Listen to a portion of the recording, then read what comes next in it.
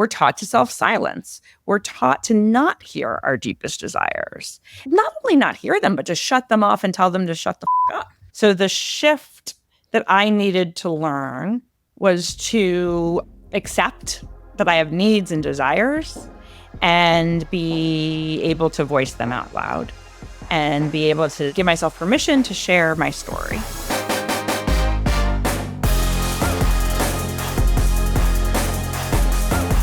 Welcome back to another episode of Good Work. My name is Barrett Brooks. I'm your host. And on the show, I interview world-class people about why your work matters and how your work can help you become the person and the leader that you were made to be. My goal with every interview is to do all the research necessary to ask my guests questions you've never heard them ask before so that they can tell their stories in ways that they've never been told before. My hope is that through these conversations, you will be able to find or continue doing work that matters to you, and that in the process, you'll make positive impact on your family, your community, and the world at large. My guest today is Ruthie Ackerman. Ruthie is an author, writer, and a teacher of writing. Her work has been featured in outlets across the web, including the New York Times and Modern Love, and so many more that you would recognize.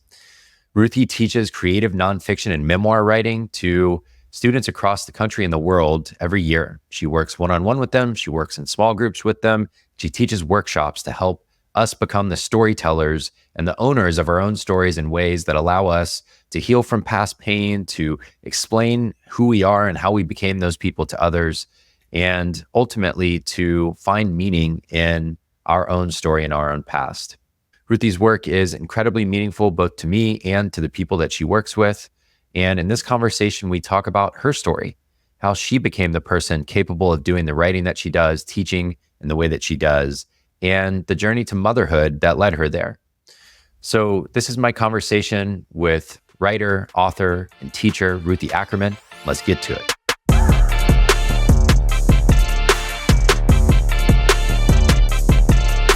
Ruthie Ackerman, welcome to the show. Thanks for having me, Barrett. This is so fun. One of my favorite people, my writing teacher, person I've studied with and written in front of and shared bad writing, good writing, sad stories, great stories, and everything in between. So it's a joy to have you here. And I'm really excited to have this conversation. I got a little sneak peek at your book. I think I read it in less than 15 hours. It was so engaging and I loved it so much. And we'll get there. So we have that to look forward to. But first, I always like to start with just something that's interesting and unique about the person in front of me. And I wondered if you might share the story about how you ended up in Malawi. The real story or the story I like to tell? Always the real story, but you can do either one you want. Okay. So there's sort of the like resume story and then there's the like love story, and they somewhat interconnect.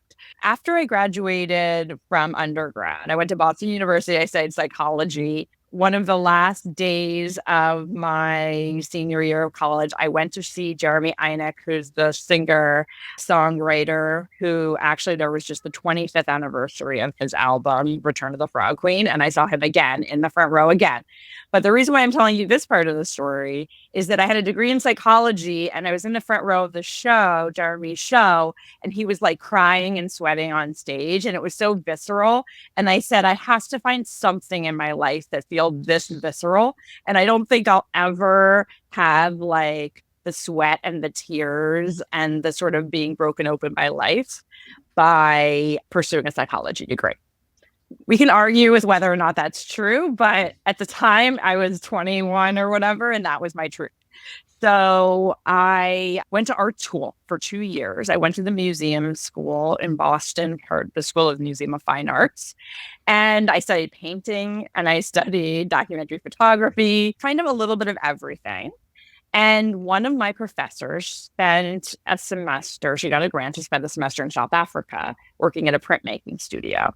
And she told me there were scholarships and I followed her there. Then following semester, I went to South Africa. I ended up in Malawi because I was sort of backpacking around South Africa as one does as a 23-year-old. And I met a very handsome Zimbabwean potato farmer, and he was a tour guide. on one of the many buses that go around South and Southern Africa. And we fell in love, as one does. And he said, come back and come on my tours with me. And that lasted like one round of tours. And we ended up in Malawi, living in a little beach village in a shack. I love it. You talk a lot about travel and the role that it played early on in your life of just exploring and kind of carving your own path and not getting on, straight to this like default way of living your life. And I think if I remember it correctly, one of the things you were thinking about as you consider, do I want to stay here? Do I want to go back to the States? Like, what am I doing from here? Was kind of, did you want to get back on a more traditional path at that point? Or did you want to stay in this kind of life of travel and exploration and finding love and losing love and all of the things that you had been doing? And I wonder what that moment was like to figure out where to go from there and how you made that decision to obviously ultimately come back. But it wasn't an obvious choice, it doesn't sound like. It wasn't an obvious choice. But the part that was confusing for me was that it seemed like everyone else thought the straight and narrow traditional path was an obvious choice. And so what made me question myself was less about my own desires or what I thought my own desires were, but more about why is everyone else satisfied with this version of life and I'm not? There must be something wrong with me. And so that was the part that was really upsetting. I felt like I wanted to just keep traveling. I never want to stop. I felt like I knew I wanted to tell stories in some way, whether that was through documentary photography or journalism or something. And the stories were on the road with a backpack, the people you met, right? I didn't feel like the life I grew up with. Sure, there are stories, of course, everyone has a story, but it just felt sort of staid and boring, to be honest. So I was traveling by myself for a long time as well, and I would encounter regular couples that took their 2 weeks off of work and traveled. And I was like, 2 weeks? Who needs 2 weeks? I have my whole life. I never wanted to settle down. But I had a 1-year ticket when I had, moved out to South Africa originally. I had a 1-year ticket. So I could either use the ticket to fly back to the States. So by then I was 24, or I could forgo the ticket, but then I didn't have money to get back. I didn't know when I'd make enough money to get back. Yeah, it wasn't a clear-cut answer. At that point, the Zimbabwean potato farmer and I had gone our separate ways. So that part was over. And now I really had to figure out, like, what does Ruthie want for herself? And I hadn't really kept up with people. I don't know, we have an age gap between us, Barrett, but just enough for it to be significant in this way, I think. Exactly. So there were no cell phones, or I had a flip phone, but there weren't smartphones. There weren't like blogs. There was no way to keep in touch except for a payphone that you put like a bunch of quarters in. And it was quarters when you're backpacking. So, and internet cafes were just starting to be a thing, but like then you'd have to find one the next time. So yeah, I wasn't keeping up with what anyone was doing, but in my imagination of what life was like back in the States, everyone had jobs, was climbing the corporate ladder, was, getting married, having babies. And I had like no clue what I would do if I moved back home. But eventually my sister said, I have a place in Brooklyn and I'll pay your first month's rent. And I was like, okay. And the rest is sort of history. But I didn't have a real sense of which way to go. And I think one of the things I want to just say, because this relates to the book as well, is we're told that like when the past veers, that there's a right way and a wrong way, or a good answer and a bad answer. But I actually think that I was very privileged. I'm not saying everyone has this, but I was very privileged that any of the paths would have been good ones and I would have made a good life out of them. So that is a huge privilege. Which in some ways is its own kind of hard. I mean, I agree. It is a huge privilege. And when you find yourself at that point, it's still the reality, right? It's like figuring out what to do from there. And this question of what does Ruthie want is a thing that I think will come up over and over and over. And, as I read your story, and obviously we've known each other for a little while now, so I know we have a lot in common. But that question, what do you want? And then the other of what's wrong with me, were so resonant for me.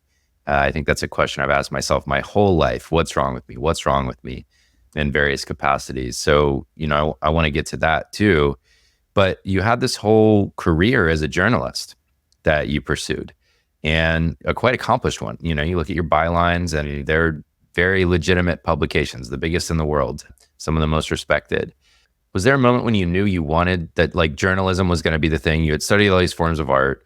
Journalism is, I could imagine you could have an idea that it's a form of art before you get into it. And then probably there's some things that pop up that make you a little more jaded about it. But when did you know you wanted to pursue journalism as the thing? I didn't. This brings us back to the Malawi story, because I was in Malawi and I was doing all kinds of things in Malawi. I was working at a hostel, sort of in the restaurant, at the hostel. I was volunteering at a health clinic, and I was writing essays, sort of just like in my journal for myself, of all the things I was experiencing.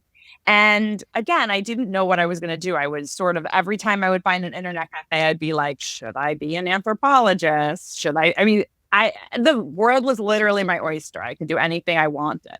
I was trying to find a career that matched the things that I loved to do rather than fit myself into a career, right? So what did I love to do? I love to tell stories. I love to talk to people. Yeah, I find out. I was curious.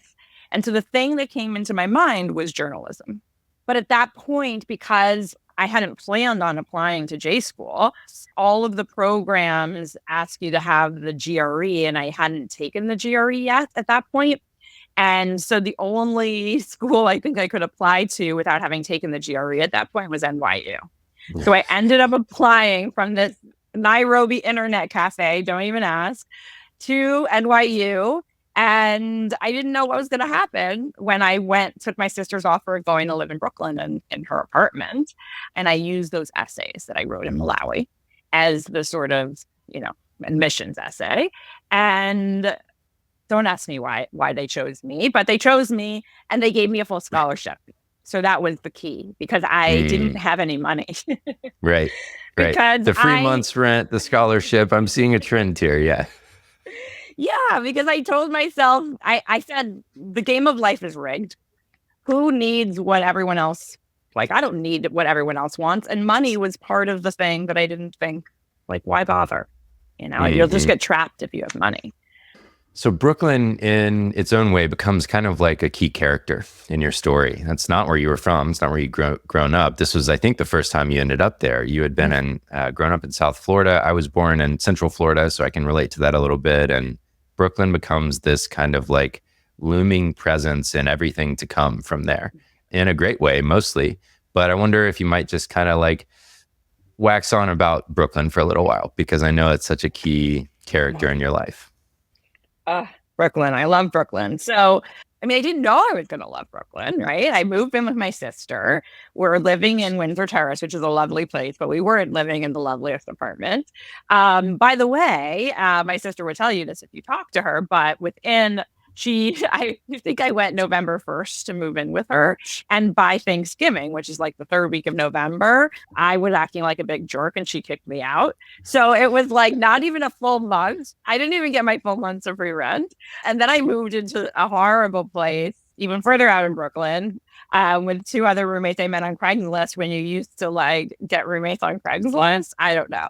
But the point is that Brooklyn, so many things. So I would dream about, once I got to Brooklyn, I was like, this is it. There are artists here. There are creative people. Everyone's there's just this energy. You've been here, Barrett, so you know. Mm-hmm. And so I was like, this is my place. I've now found my place. And actually, November this year, so in a week, is my anniversary. 20 years I've been in Brooklyn. Wow. Yeah. So it's really funny that we're talking right now. So I came to NYU with this idea. I came to Brooklyn with this idea that if I went to NYU, I was going to graduate from NYU, get my journalism degree, become a journalist. The New York Times was going to hire me. I was going to become a bureau chief, and I was going to go back to Africa. This was like very clearly my path. I had no idea how any of this actually worked. But I did get lucky because I got one of the coveted New York Times internships during my time at NYU. And so I got, that beginner's luck where you're like, see, it's all happening.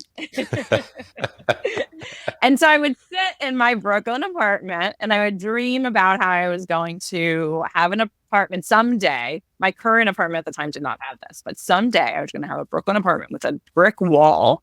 That the dream was the brick wall. And I was going to have a professor husband. I don't know why a professor or like what the thing was. I didn't really even want a husband. I just think I liked the idea of like tweed and like the tweed jacket. Yep. And I like the idea of like a built-in bookcase, which I now have. So I just had these dreams that had a lot to do with aesthetics and less to do with reality. But Brooklyn, became the backdrop of this dream. And this is 20 years later. So there's a lot of Brooklyn stories. Yeah, no kidding. It's striking me as you're talking that your family history is Ashkenazi Jew, right? That's part of it. And Brooklyn has a really rich Jewish history as well. And I wonder if that's like resonated with you at all, or if that's played into what makes it feel like so homey for you. It may not at all, but it just came to me as we were chatting about it. Yeah, I mean, I think partially for sure. My grandparents met my dad's parents met here. That I heard this story from my grandpa, a long time ago. Him and my grandmother are dead now, but that he was in Grand Central Station and he saw my grandmother walking, and she had on those sort of stockings with the rib seam at the back, and he like stalked her around the station, which nowadays would be like, I was just going to say that would not work now.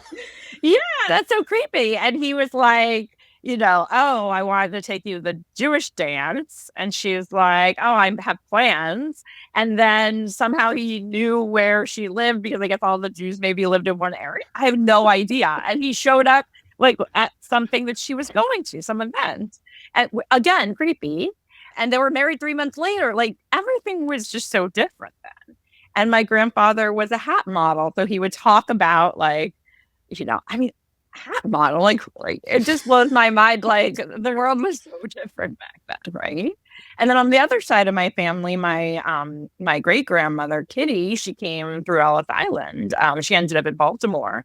Yeah, so I think, Brooklyn, New York has always been in my heart in some ways, and that there's a Jewish flavor to it, I'll call it. Yeah. No, it's so fascinating. I love just pulling on these threads that aren't obvious. It's not like you went to Brooklyn because it had a Jewish history, obviously, but it's just interesting how these things come together and like attract us and pull us in different directions, and how something as simple as like a free month's rent can help you find the place that you want to live for the rest of your life. It's so interesting to me. So you would go from studying journalism and eventually you ended up on a grant that allowed you to travel to and report from, I think it was Lebanon and Liberia were the two places. And those are very fascinating places. Right now, obviously, Lebanon is extremely relevant in our present day events, but I wonder what you learned about yourself on that journey, because I know it was something that you were really attracted to, and it was a pretty prestigious thing to get to do, winning that grant, and just what you learned about yourself reporting overseas in that way.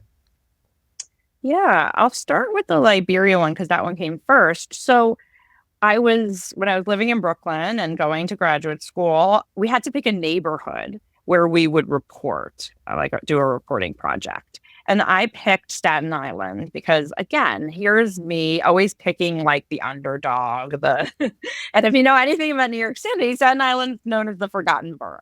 So I was going to like put it back on the map.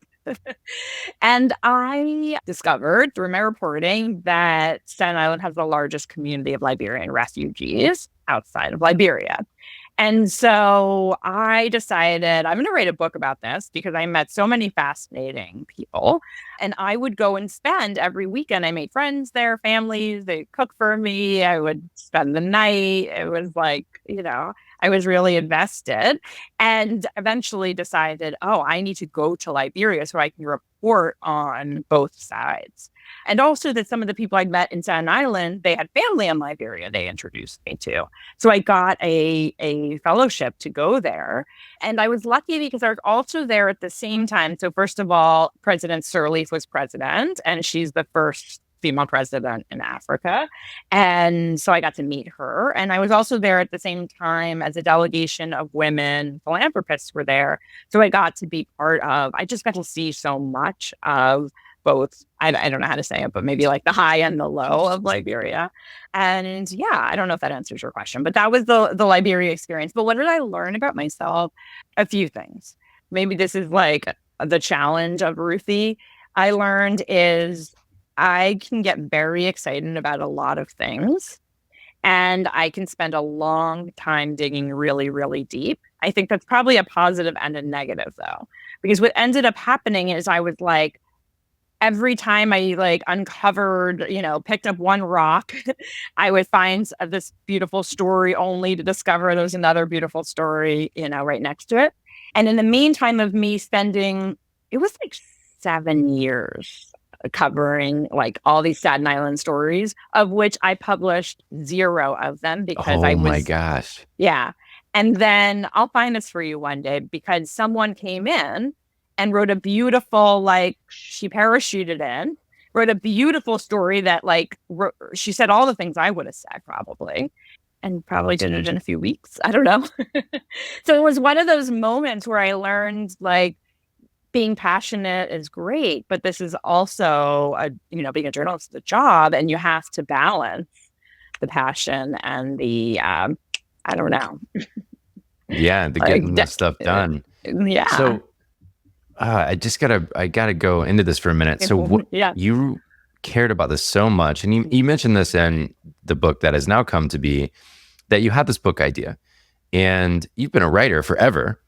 Yeah. And so here you are, you've got all this material, all these stories, all these things that are fascinating you, and you didn't publish any of it. Like, why? I was under the impression, tell me if this happened to you as well, like you're young and you think, oh, you have to like pay your dues. I thought I was too young. I thought I had to, like, all of my journalist icon, like Joan Didion, I was like, I have to like do all the things first. And I also probably thought, I have to like go back into like 20-something-year-old Ruthie's mind, but I probably thought I had to have a certain job title to be able to do something. And so I was like waiting to be noticed and like waiting for like the magic wand to like tap me and say, now you can do the thing. And it took me many, many more years to realize that like no one's going to tap you. You have to create the thing. And not only that, I ended up getting a lot of the jobs I had wanted. I worked at Forbes, I worked at Dow Jones and the Wall Street Journal. I got all of those things. And even then realized that once I was in-house, they were like, well, you got to make yourself into a brand. Like, you can't depend on our brand. And my mind was blown. I was like, wait, I've been waiting to get this job. I thought you were going to do the rest of the work. But no, you have to make yourself a brand. And I didn't like the idea of being a brand. I thought that sounded yucky. Which is fascinating because, of course, now if we fast forward all these years, it's like the whole thing, right? Every big name reporter now has this serious choice to make between staying within a established media company or going out on their own and making their living that way. And most of the people who are out on their own often make more money than the people who stay in house. And there's this whole fascinating dynamic that came out of all that. It was obviously very different at the time. But yeah, the brand building, I can understand both knowing you, why that would not be appealing. But also, it's like this slap in the face a little bit to think, wait, I got all the way here and now you're telling me this is like the starting line? You got to be kidding me.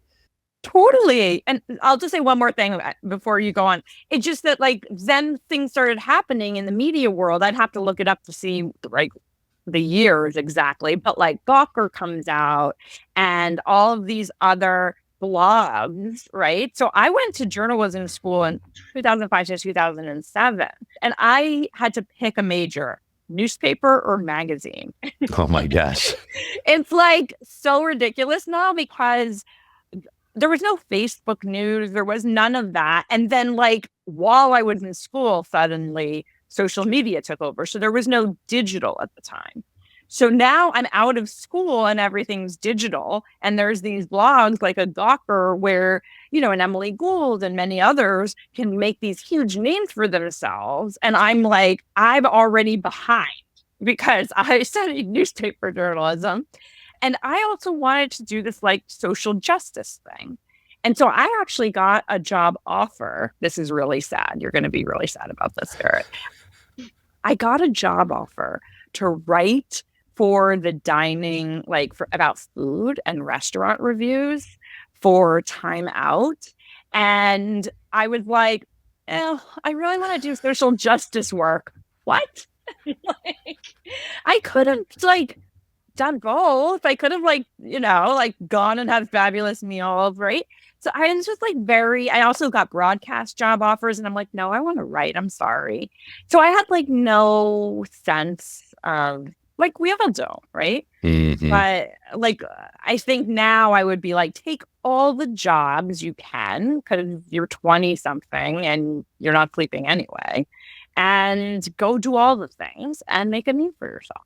Sorry. Yeah. No, I love that. It's funny how the ideas we have about how things are supposed to work so shape the path we end up on, and the things we say yes to and the things we say no to. And I was really lucky that for whatever reason, I just had this I know the reason, but I got shaken out of that so early, so I kind of went independent a year out of college, basically. And that was when I first started my business. And that had its whole other problems with it. Ended up failing. We ended up in all this debt and all of this. But because I got off that path, and from an early age, I was on a path that no one understood. Everyone thought they could just call me on any given day and I'd be available to babysit or help them move or whatever, because they're like, well, I mean, you don't work. So it's no, I do work. What do you mean? But I feel like I've just kind of been plotting my own weird way. And so there wasn't a map. Basically, once I got off the path I was on of being a management consultant and that whole thing, it's just been, there's no path. And so that's its own fascinating journey as well, because you kind of realize basically what you got told, which is you have to make your own way either way. It feels like someone's going to lay the next step out for you, but it's really never true. It's just a matter of whether it seems like that should be the case. But you did make an incredible career out of journalism. I mean, you ended up as an editor at Forbes Women, telling really important stories about women, mostly in the business world.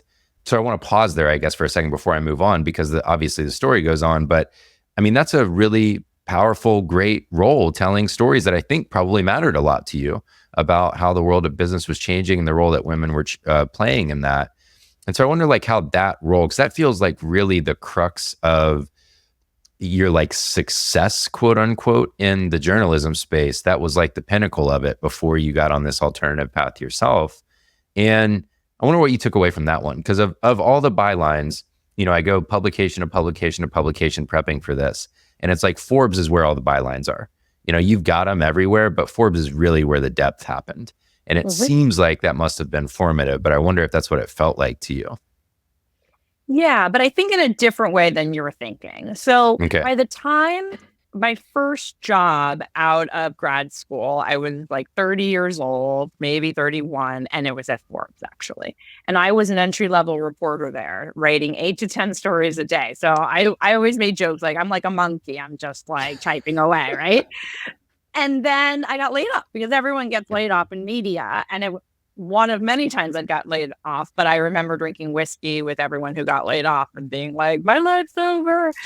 Because that wasn't part of my vision and fantasy of my Brooklyn life, did not include any layoffs. But after that, I went to all these other media places, mostly in the financial journalism world, because that's what I had done. And then I left journalism. I worked at the Tory Burch Foundation. I worked at the JP Morgan Chase Foundation, always in this sort of storytelling communications capacity. But then I got the call one day, Forbes wanted me back. And I was like, hey, I don't know about this. Didn't You you laid guys lay me, me off? but just like another learning experience. I was like, if they lay you off, they're never going to want you back. But like You're now right. I've heard so many stories from people about like, you never know where you're going to land. So they asked me to come back and they were putting me in this much higher role. And it was an editor role where I was helping. I was working with a friend of mine who was the head editor and I was the deputy, but we were creating this platform together within Forbes. And the thing that was pivotal for me, more than the writing opportunities, which was great too, but the thing that was pivotal for me was the editing because I was overseeing, there's a word for it that I can't think of right now, but like a cohort of over 200 writers. So I was in the position of nurturing these writers, helping them figure out what the stories of the day should be and editing their stories. And I had edited before, but it didn't feel like I had like my stable of writers, right? So I think this job at Forbes, the second time around, where I was for almost 2 years, really was pivotal in that it gave me the confidence to be the nurturer, like behind the scenes creating the stories, as opposed to needing to write them myself. Right. So that's what made it pivotal. And then, of course, I mean, I hate this. I'd like to think that I did such a good job building my Ruthie Ackerman brand that that's why my business ended up thriving. But I do think having the Forbes stamp of approval gives people a sense that, oh, she must be, she must be good at what she does because Forbes had hired her. Yeah. Yeah. And I mean, the social proof is real, right? Like, whether we want it to be or not, the influence of all the bylines when you go down the line, the Oprah and the Wall Street Journal and the New York Times and Forbes and everywhere that you've written, Modern Love, adds up to this picture of this person knows how to write. She knows how to edit. She's been places that I want to go, which is where we're getting to in the story of that became really important for the work that you do now. And you couldn't have known that at the time, but having all of these connections and having been in this world kind of gave you a head start on other things that would matter a lot to you. And so you got laid off again. And this is a trend in the media world. I think anyone that's been in, especially traditional media, probably has a story like this. And now you had this, it seems like it was a different choice this time, where there was this question of like, do I want to keep doing this? And is there another path for me? And so I wonder like where in all of that, or what process you followed to arrive at, okay, I'm going independent now. So this is really funny. And I talk in class, you know this, Barrett, about how I'm not really woo-woo, but there's a little bit of woo-woo here looking back, okay? I'm like drawing, you know how I always write little things down as I'm talking in class, and I'm doing the same thing here with you. So it's funny. So I started like officially writing, although I'd been writing way before.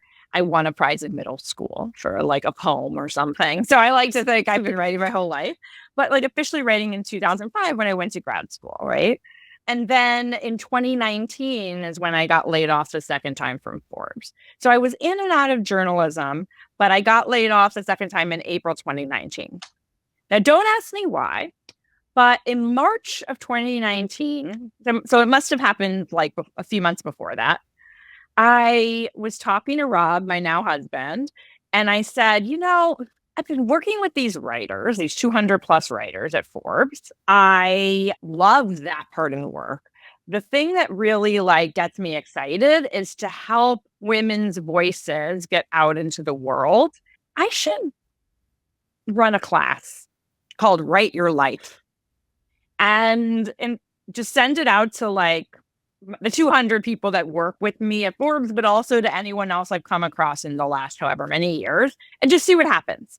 But I said, I don't want to like advertise it at all or market this class. I just want to send it out to this like closed email list because if it fails, I basically don't want anyone to ever know that I tried to do this class.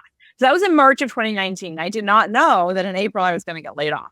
So for the first class, I think 6 or 7 people signed up for the first Write Your Life class, which is what it was called at the time.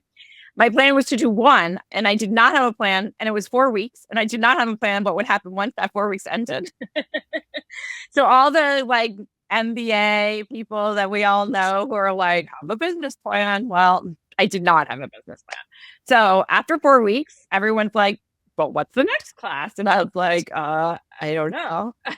I didn't know I was manifesting, Hmm. but I was manifesting. And maybe manifestation is like luck and timing and putting things, just doing things that you love and not knowing where it's going to end up. I don't know. So that was March 2019, that class. I get laid off in April. And I had been pitching Modern Love 3 or 4 different essays. And in, I think it was June or July 2019, I get an email or a call, I don't remember, saying like, we want your essay and it's going to publish in like 2 weeks. So this all happened at one time, Wow. which is making me think of a mentor of mine who told me, why do you think you have to bang your head against the wall for the thing to be right or for the thing to be good, whatever the thing is? What if when you're on the right path, the door is just open? And I don't know what it was about that, like early 2019, but I was putting the building blocks into place for this business that I didn't realize I didn't realize I was putting them into place at the time. Right. Yeah. I'm so fascinated by this because if we fast forward to today, obviously it's your whole livelihood, and you'll have a book coming out, so that'll hopefully contribute, although we know the business of books is not what people think it is, at least for authors. And so now your business is a whole kind of machine of teaching people how to share their stories. And so I wonder if we just jump forward to today, what it's become. Like, what is the envelope of how you teach writing today? Oh my goodness. So I had to really take a step back. Well, first of all, let's again put it into a timeline here, because 2019, I also was going through IVF and got pregnant in December 2019, and then had no idea that there was going to be a pandemic coming in a few months.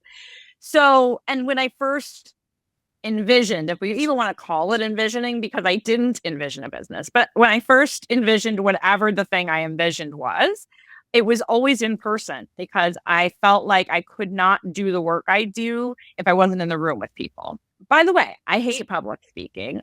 I don't know. I don't like people looking at me. I don't know how I've built a business on this, because it's just like, so I thought it had to be in person. I'm pregnant. The pandemic happens. And I'm like, I guess my classes have to be on Zoom. And it's the best.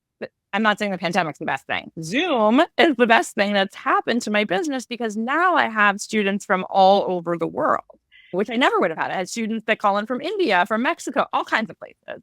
And what is my business now? So now there's certain classes, workshops that I teach regularly.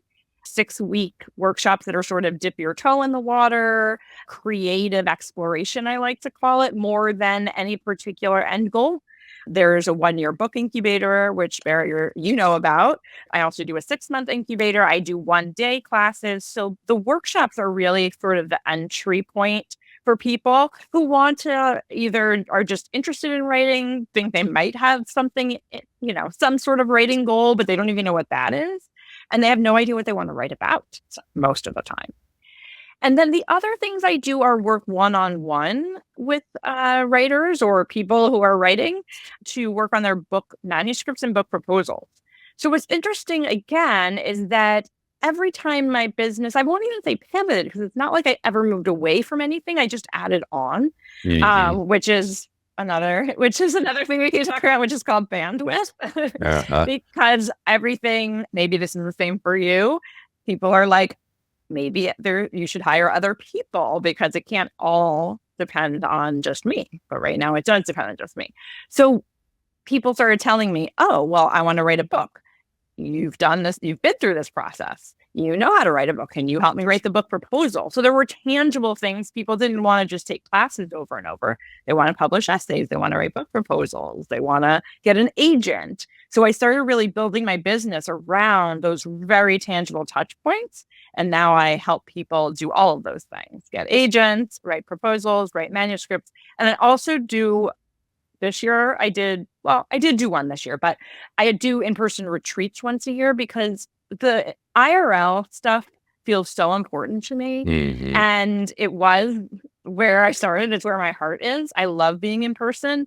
And so now all of my business is online. And so I like to do the real life connection once a year in a beautiful place where we all write together and do prompts and exercises and eat delicious food. So I love it. Obviously, I've been a beneficiary of all of that, or a lot of that. And, it's fascinating. I want to talk about some of the different aspects of this. Teaching writing is fascinating. Memoir as a category is fascinating. The way you've built your business. But listeners of the show will have heard me talk about writing projects that I've been working on behind the scenes. And it's like, I think it appears as if I'm not doing a lot of writing, or in my head, it appears as if I'm not doing a lot of writing. I still publish my newsletter and all of that. But I mean, I put 40,000 words on the page since I started working with you a year ago. That's a lot of writing, So to give myself a break for a minute, like I have been doing writing, but it's all kind of been behind the scenes and working with you and trying to figure out the story I want to tell about my life. And what I find fascinating about what you do is teaching writing is kind of an odd thing, because pretty much everyone falls into one of two categories, especially if they're coming to you. Either they already think they're a writer, or they're like, I could be a writer. I'm like, I think I can write. And obviously there's all of these things that come in of like the self-doubt and the criticism and everything else as you get into it. But writing is such a personal thing.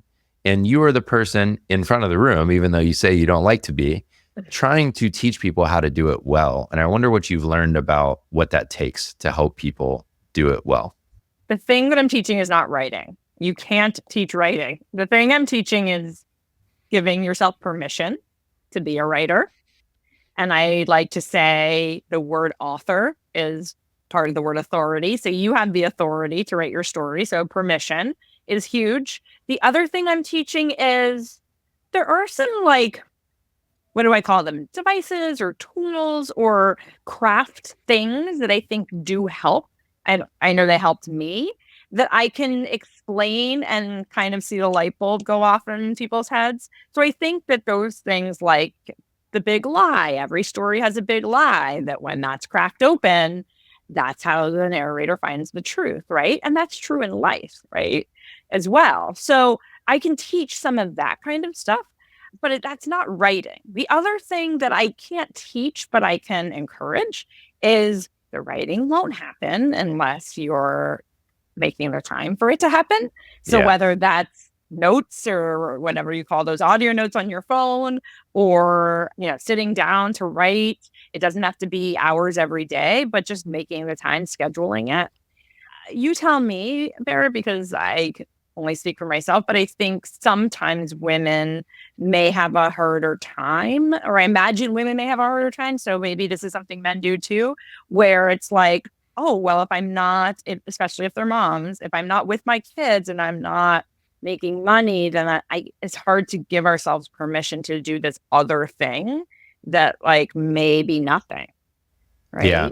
I mean, I think I've spent a lot of my career trying to justify why writing is a legitimate thing, especially a lot of my independent career. And in many ways, trying to find a business model that makes writing viable. The way I kind of describe myself now, although I spend a lot of my time publicly doing this thing right now that we're doing, which is podcasting, is a writer with coaching as a business model. Because writing is not a business model. No. It's very hard to make it a business model. I've interviewed a couple people who have managed to do that. James Clear was episode 1, Josh Kaufman, and these are nonfiction writers who have figured out how to kind of craft almost like a life endowment through their books that have these trails on them. That's exceedingly rare. It's not impossible, but it's rare. And so writing is this weird kind of third rail activity in my life where it's not how I earn a living and it's not taking care of my family, but it is it's probably the most important professional thing for my sense of satisfaction with myself. And I think so much of that, for me at least, is I spend so much time helping other people tell their stories, coaching other people to become what they're capable of. Or before it was managing teams and helping companies reach their potential, or on this podcast, helping my guests tell their stories, that I want to tell my story. I want to be in my experience sometimes. And that's what writing does for me. It's just the one tool I found where I can sit down and it doesn't have to rely on anyone else asking me questions. It doesn't have to rely on a friend showing up for me in the way I want. I can just sit down and share what I have to share in a depth that is really hard to get to sometimes when you're just speaking to someone. And so like, that's what it represents to me, but making the time for it is something else entirely, because that's totally right. It's like, if I'm going to sit down at 4:30 at a coffee shop and write in the afternoon, well, I should be home. I should be making dinner. I should be with the kids. And I know that I'm like kind of a little bit of a weirdo in this way. For example, I'm the only guy in your current class. And I noticed this about myself, that in a lot of cases, I like think somewhere in the middle of what I hear from my female friends and my male friends about how they think about their lives. And so I fall in kind of neither camp, I guess, but I can see both. And certainly writing makes me feel like either it's a dereliction of duties on the money earning front or on the family front, one or the other. Right. But the thing that I try to convey in class, and I have to remind myself too, is that, first of all, the money part's never gonna work out. So let's like just take that off the table. Yeah. I hate to use the like deathbed example, but like on your deathbed, are you going to look back and say like, oh, I earned this much money, or I did this many different jobs, or I wrote this book, whether or not it was a success in whoever's eyes. But I think you'll never know unless you do it, right? And we don't, as adults, and this is like, not male or female, everybody, we don't play enough. We don't explore enough. We don't follow our curiosity. We don't, play in the sandbox. And so I think that's like capitalism has done this to us, where if we can't pinpoint the value monetarily, then it doesn't exist. Mm-hmm. And that, I think, is what's killing us. Yeah, it's so hard, because what I see in class, and so my wife actually took one of your classes first, a couple of your classes first. And what I saw from her writing was just this richness that came out, this perspective I hadn't even heard from her at times, or at any point before that, I should say. And I know I feel that, and I see that in all of the people that I'm in class with, just how much richness comes out when they create the time, when I create the time to put words on the page. It didn't exist, maybe even in my own internal dialogue before I put it on the page. And so it's this interesting thing where there's obviously value to it.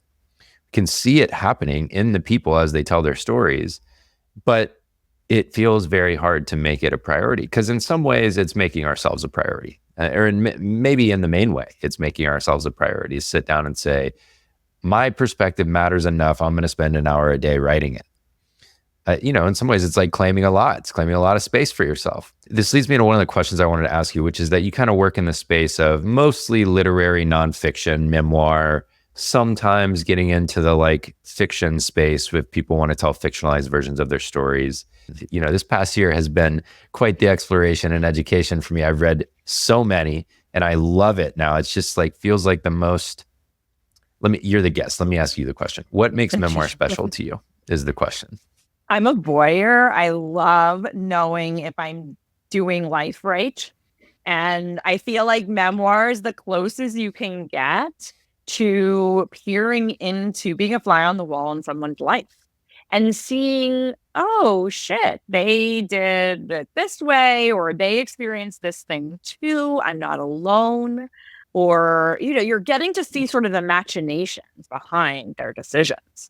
And so to me, that is precious. The other thing I've learned from writing memoir is that you're really, I don't know if there's like a subconscious and a conscious. I'm not like a neuroscientist, but I think that I do feel myself sometimes reading something I've written and thinking, I don't remember writing that.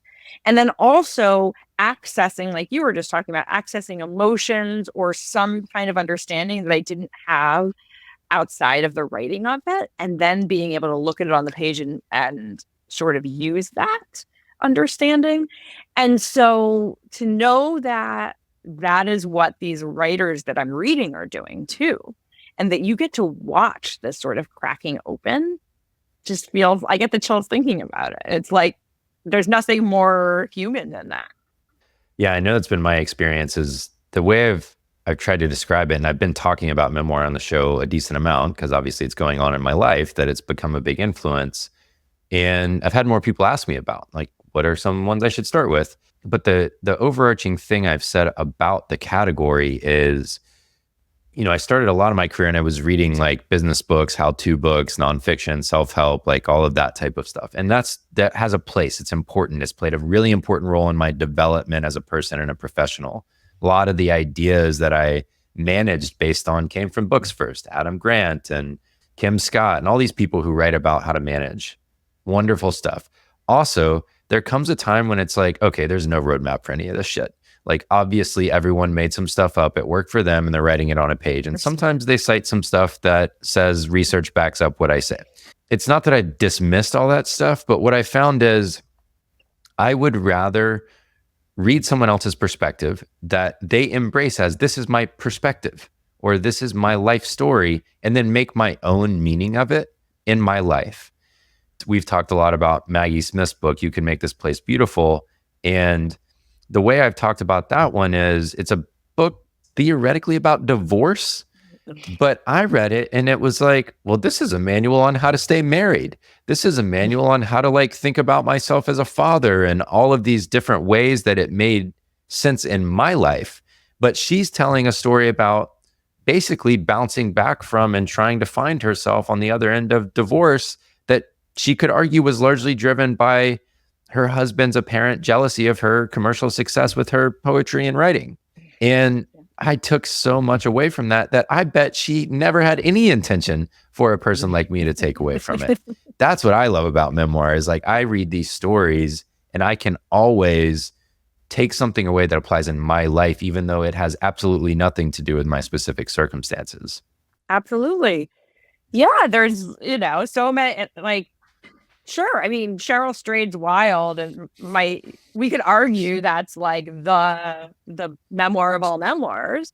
And, I was never addicted to heroin. I never, all the things that she experienced. And yet I feel like I know her really well and she's my bestie. And like I feel connected to her because she told a piece of her life. I'm sure now she's like, okay, guys, that was like 20 years ago. Calm down.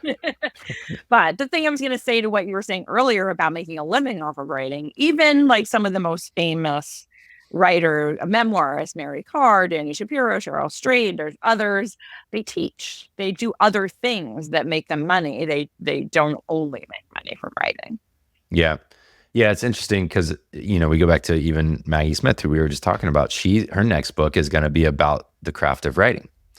And I think there's this pull always in that direction because it just makes it a little easier to get the financial squeeze out of the thing when there's a clear path to it.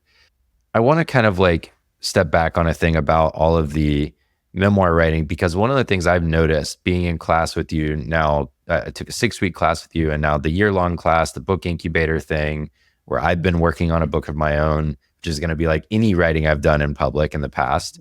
And I'm feeling more drawn to that kind of thing. But so much of memoir is about pain and hard stuff in life and the real things that people go through that we tend not to talk about publicly, that, to your point, I think makes everyone feel a little more normal, a little more alive, a little more connected, because we realize we've all been through hard shit of some kind. But you hear this stuff every day. You read books constantly. I mean, you read, it looks like hundreds of books every year. And most of them are about hard things. And most of the people in your class are writing about hard things. I wonder how you balance kind of like your own mental health and positive outlook on life and like staying committed to the craft amidst what could be perceived as so much hard, sad stuff that comes out in the writing that you're reading. It's a good question. It's a really good question. I think a few things. I don't think I balance. That's number one. I mean, if you had Rob on here, maybe that should be next. Get some asides from Rob, my husband. He's always like, all your bandwidth goes to your students. All your bandwidth goes to your own writing. So balance is not a thing. People tell me all the time that the things I read are dark. The books I suggest, the essays, the stuff that people write in class. I don't see it as dark. I see it as I'm not a Buddhist, but if all of life is suffering, then it is not, it's not dark. It is just life.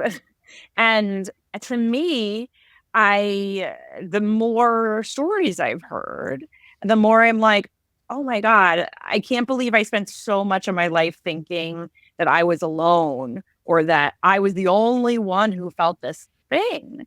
I don't know. It somehow just makes me feel like those moments of light are so much brighter because, yeah, life is hard. And I haven't met one person who's escaped that. So, and I mean, we'll talk about it, but I've had my own share of dark things in my own life. And I think maybe I needed this sort of sharing community Mm, of dark storytellers, I don't know what to call us, to balance my own sense of like self-pity. Like I don't feel self-pity. I don't feel those things because I now understand that I'm not alone. mm. That was a little rambly, but No, it makes sense to me. I mean, obviously there's not a right answer to it. There's not like something that I was looking for that I think either of us even know, but I know I'm very drawn to it. I know like when I read Wild, I really want to move fast to the part where her mom's dying. That's like very sad. I really struggle with that part. But so much of all of the writing is, I think it's like, you got to walk through the dark to find the light, basically. You're going to go through hard things. And these are often stories about what the do you do right after your mom dies, your marriage ends, your whatever happens, and how people go about trying to recover some semblance of like hope, moving forward, finding themselves again, and just all of these themes that I do, to your point, they reflect what happens in life. Death, loss, hardship, abuse, all these things are just parts of what go on. And they're the stories of how people bounce back or sometimes don't. right. But let's be real. Like, first of all, every story has a conflict or it's not a story. Right. So there's going to be darkness because there's a conflict of some sort, whether it's inner conflict or outer conflict, there's conflict. And then for a story to, I mean, I hate to say anything about writing live because someone can find an example where this is not true. But for the most part, for a story to exist as a book, there needs to be some sort of shift or transformation, even if it's a small one. And so maybe that's the answer, that I'm here. I'm here for the shift. I'm here for the transformation because I like to see people come out the other side of things. And so to me, it doesn't feel dark because it's like a riddle. Like, how are they going to get through this obstacle course? Mm-hmm. I don't remember who told me this, and so it might be totally full of it. A disclaimer, but it made a lot of sense to me when I heard it. And I was talking to a friend about our oldest son, who's coming up on 5, watching a Disney movie for the first time. I think it was Lion King, one of them. And basically every Disney movie, you don't realize this until you sit down with a little kid to watch it. It's like, oh, that was kind of scary. Like, when, spoiler alert, when Mufasa dies in The Lion King, it's scary, especially through the eyes of a 4-year-old, And so we sat there and we were watching this, and I think we turned it off the first time that he was going through it. It was like, oh, whoa, this is way too much. He is not ready for this. And I was talking to someone about this, and they said, it's actually on purpose that they did that because the stories are designed to help a child learn that they can experience a scary thing on the screen and then come out the other side of it and be okay. And that is like a thing that they can do in life, that they can see a hard thing or experience a hard thing and then keep going with the story and it will resolve itself in some way. And I found that to be really powerful. And I think as adults, we can learn a lot from that actually, because I know in myself, just to speak for myself, it's so easy to avoid the hard and scary things of life and to shove them down and repress them. And I'm not going to look in there. But ultimately, that does not work out.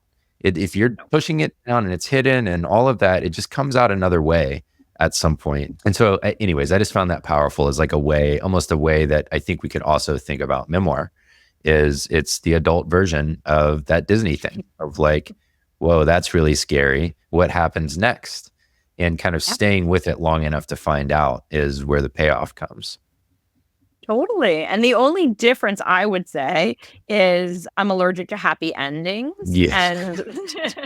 And Disney tries to give us a happy ending all the time. Yeah. But I actually think if we can have, I don't know, we'll get to talking about my book, or you can tell me if you think there's a happy ending. But I think this idea of the sort of hovering ending where there's this like almost like this burn. I always say this, like you inhale and hold your breath, and that burning sensation where it feels really true to real life. Like, yeah, some good things happen and maybe something else is going to happen, but maybe something else is going to be hard and we don't know. And it's kind of a question mark ending, I guess. Mm-hmm. Yeah. To me, that feels like the difference between Disney and real life. Yeah, totally. And probably a little more reflective of real life. Okay, so we're about a little more than halfway through our conversation, and I want to kind of shift in the second half to really talking about your book, which I read in less than a day, was absolutely wonderful, just end to end. And I know it'll change before it comes out, probably a little bit still. I tweeted afterwards that it just feels like the biggest privilege to get to be in a seat now where I'm more consistently getting, and oh God, I'm going to say it. Please don't everyone send me your book. That's not why I'm saying this, but it feels like a massive privilege to be starting to get advanced copies of books that I really care about from people like you, and getting the honor of reading them early and seeing like, wow, this is going to be important, which doesn't necessarily mean it's going to be like a massive commercial success, but it's going to be important. And I know that. And I want to talk about the book. I want to talk about some of the stories in the book. It's called The Mother Code, and it's coming out in 2025. And it had an impact on me in many ways. The first thing I said to you was, I just want to come give you a big hug as a friend because of just seeing the things that you've been through in your life. But it also resonated deeply with me because I think increasingly we are honing in on, between like you and my wife and our class and everything else, that my book is really about becoming a father and like how it changed me, how it called me to a bigger, better version of myself and to confront some hard things in my life. And the book really resonated with me from that standpoint. It's a story about how you went about becoming a mother in your own way. And it was just really special. So I want to talk about that in the second half of the conversation. And I think people are really going to get a lot out of that. But first, we'll take a quick break. Hey, it's Barrett. You've reached about the midpoint of this conversation. And while we take a little break for station identification, as they say, I want to tell you about two things. First of all, I write a newsletter every Saturday for founders and creators who are leading teams and companies to make an impact through your work. It has 3 sections in it. The first one is a mini essay from me based on my executive coaching work with founders and creators about how to lead well. It has 3 long-form essays or links from around the web that will help spark new thoughts to help you lead better. And it has 1 quote from a meaningful book that I often find myself recommending to friends and clients. All the feedback I've gotten so far is that it hits exactly on the kinds of issues that founders, CEOs, and creators are facing every day in their work.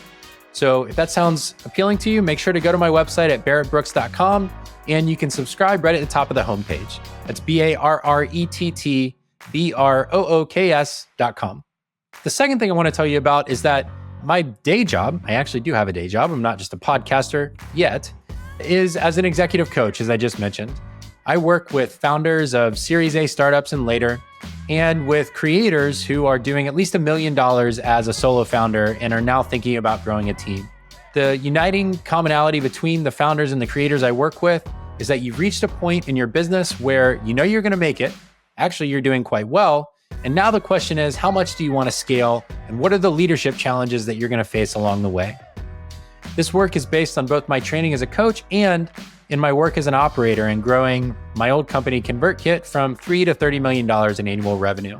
If you're a founder or creator who might benefit from coaching, or if you know someone who's looking for a coach, I'd love for you to check out my site and my coaching page at barrettbrooks.com/coaching. You can learn everything about how I work as a coach and also fill out a form to have an exploratory conversation if that sounds interesting to you. All right, that's all I got for you right now. There's no sponsors for the show at the moment, so consider me your sponsor. Let's get back to the conversation for the second half. All right, we're back. And I want to talk it's funny because most of the interviews I do, number one, because you're a writer, primarily, you haven't done a ton of interviews on podcasts, which is kind of exciting because a lot of times I'll be interviewing someone that's done like 50, 100 interviews, and I'm trying to find the new space to talk about. But with you, because most of your work is in writing, I'm kind of getting one of the first like goes at this whole thing, which is really fun because it means we just get to do the pure version about the story and your background and the book. And so when I read the book, I looked at it as there's two big questions in the book from my point of view. One is, did you want to be a mother or not? And two is, what was wrong with you that your path to becoming a mother was so different from what you saw out there in the world? And you're kind of seeking of answers to those things. And then there became a third question throughout it, which is like, will you get to become a mother in the way that you want to? And those were kind of the big ones. But there was so much in the story that just felt real. And that started with the way you talk about the family that you come from. So you have a half brother who had some chromosomal abnormalities, I think is the way I would put that. That's the least judgmental or like, negative. And then you have this maternal line kind of story that you tell about the women that you come from in your family line and what that imprinted on you about what a mother is and what the role of a mother is.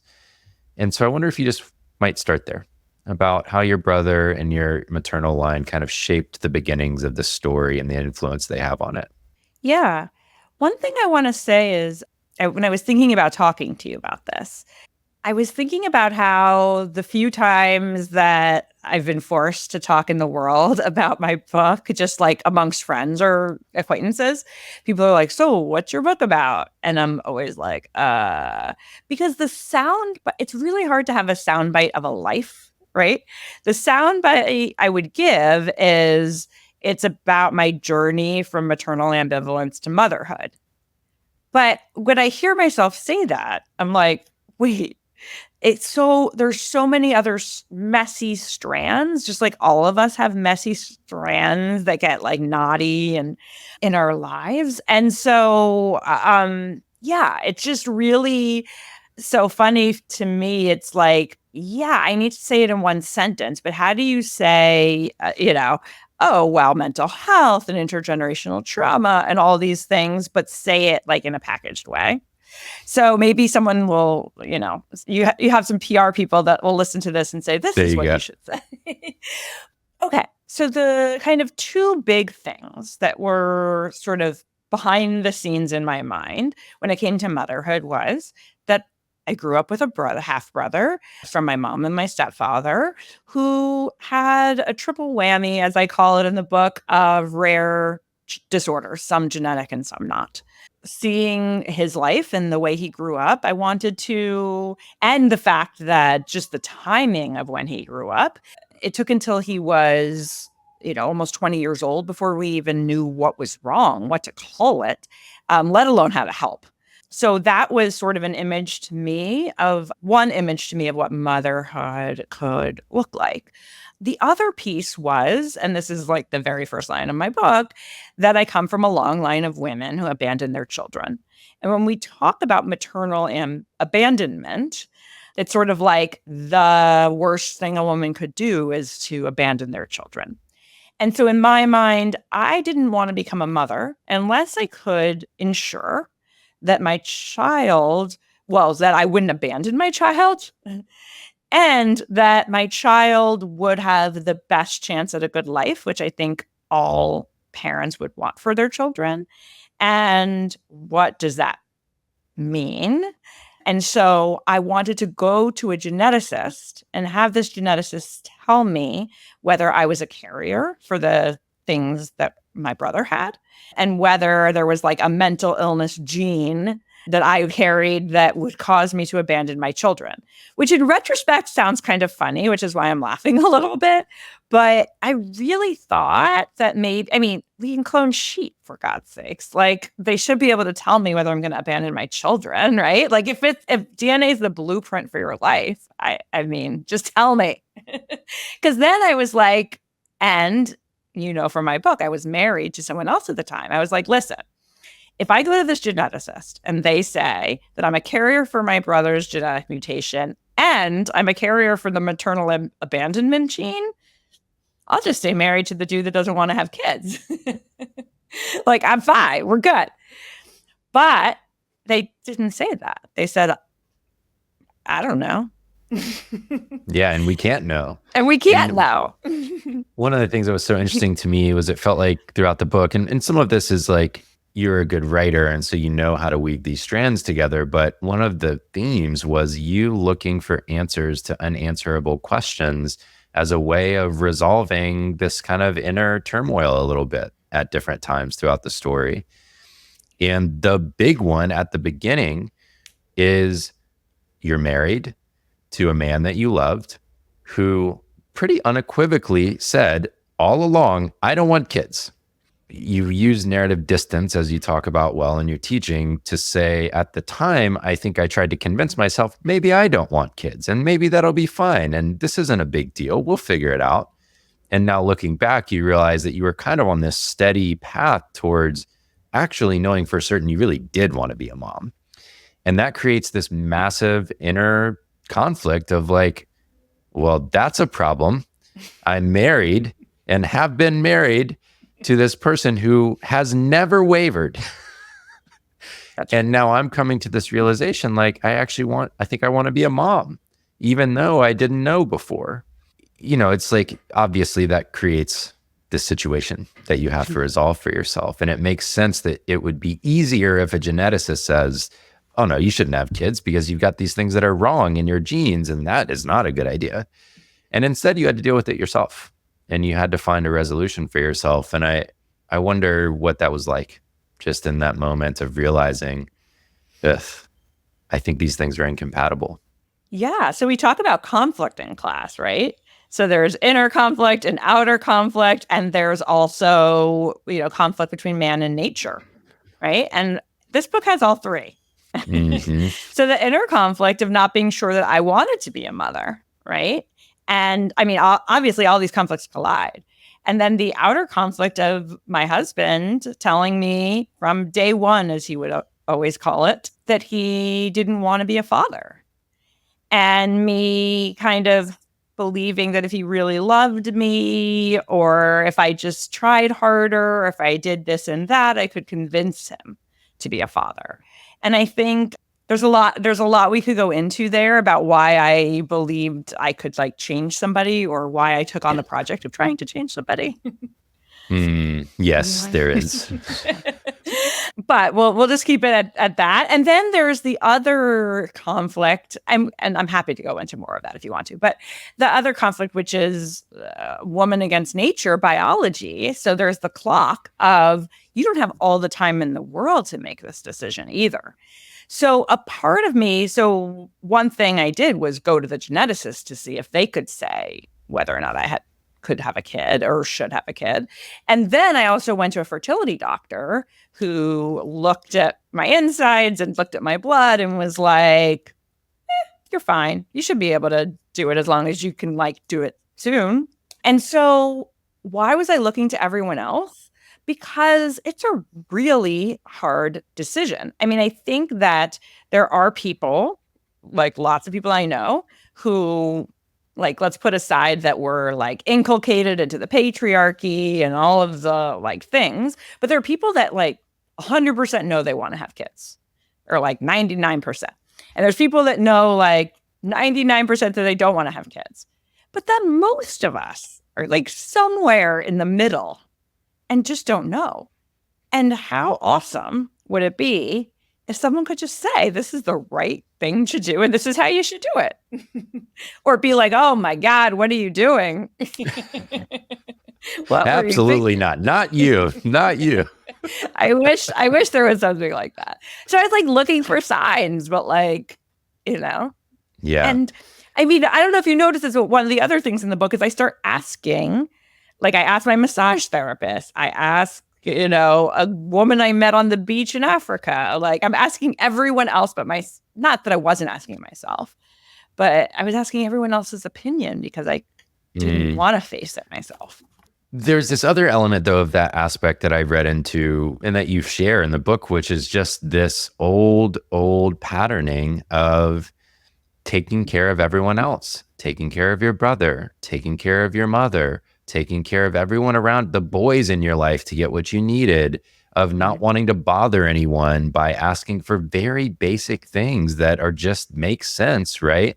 And your orientation towards the other in your life and catering to that and not getting in touch with, what do I need? What do I want? What is Ruthie saying here? And so in some ways, it's just a outer reflection of the inner journey that you were on of, my needs don't matter, I don't think, to no, this really matters to me and I am definitely going to pursue it. Like, that is a big arc of change and growth. And it was all centered around motherhood in this case, of getting in touch with, this is what I want. But that created all of this conflict, because if you owned that, your choices were essentially stay married and don't get the thing that I now know I want, get divorced, lose another thing that I want to gain something else that I want, or kind of take this secret third path of like, maybe I could just have a kid but stay married even though he doesn't want a kid, and we can figure this out, right? Yeah. But let me just add one more like hoop to number 2 option, which was get divorced. Getting divorced did not in any way, what's the word I'm looking for? Did not in any way mean that I would actually get to have the kid. My fear was like, if someone could say to me, you'll get divorced and then you'll meet the person and you'll be able to have the kid, I would have probably gotten divorced sooner. But what I heard was, you'll get divorced and maybe meet someone and maybe you'll be able to have a kid or maybe not. I was already 38. It wasn't a slam dunk. Right. And so there's like basically nothing but a menu of bad choices was what it seemed like at the time. Yeah. And what's interesting is you actually didn't really resolve it. It kind of resolved for you. And so you tell the story of that in the book. And what was that story of kind of how it ended up resolving itself? Yeah, I want to say something though. I will get to that. I'm looking over here because I'm looking for the title of a book that was really important to my writing, which I can't find, but that's okay. You talking about desires and me and my desires and taking care of everyone else. There are 2 books which I wish I had read at the time when I was going through all this, but they didn't exist at the time, that really explained to me my own stuckness, I guess, in the sense of Elise Loehnen wrote a beautiful book. I don't know if you have read it, called, now of course I'm going to forget. We'll make sure it's in the show notes. Something about the 7 deadly sins. Basically, one of the strands that she talks about is how women especially, but I'm sure men do this to some extent too, we're taught to self-silence. We're taught to not hear our deepest desires, those voices inside of ourselves. We're taught to not only not hear them, but to shut them off and tell them to shut the up. And so I thought it was a personal flaw that I couldn't pinpoint my own desires, not just about having a child. I mean, that's sort of the biggest one. I couldn't go to a restaurant and order a meal very easily. I mean, I would look at the menu and be like, I wonder what he's ordering. And I'm not like wilting flower or whatever the term is, And so seeing that it is a larger part of, the patriarchal noise or whatever we want to call it, that we're told to sort of bury our own feelings. And then the other book is Liz Lenz's book. She has a new book out about her marriage and divorce, but a book called A Vindication of the Rights of Pregnant Women or something like that, where she talks about something similar. This idea that as women, and especially as pregnant women, we're taught to sort of parrot the things that the patriarchy wants us to parrot. And so I really struggled with, and I think I said this in the book, unless I was in a tent in Malawi with a backpack, far away from home and everyone else's desires, I couldn't pinpoint my own.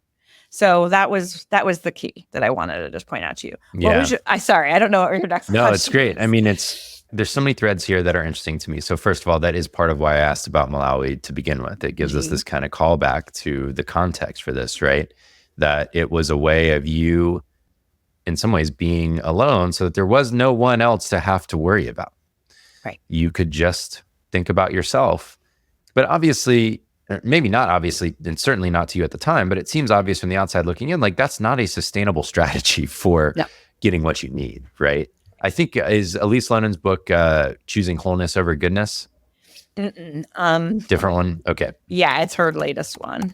We'll find it. On Our Best Behavior? Yes, there you go. On Our Best Behavior.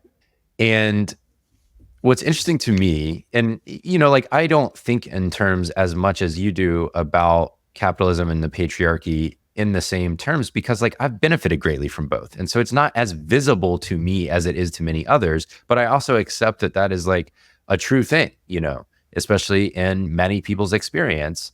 But what I will say is that I'm coming to understand my own kind of like place in all of this, that I experience a lot of that, like self-silencing, not expressing my needs, repressing my emotions. All of that stuff is very much part of my story and part of what I have had to begin to overcome along the way, to own things like confronting my abuser, having conversations in my marriage about things that I need, whatever it is.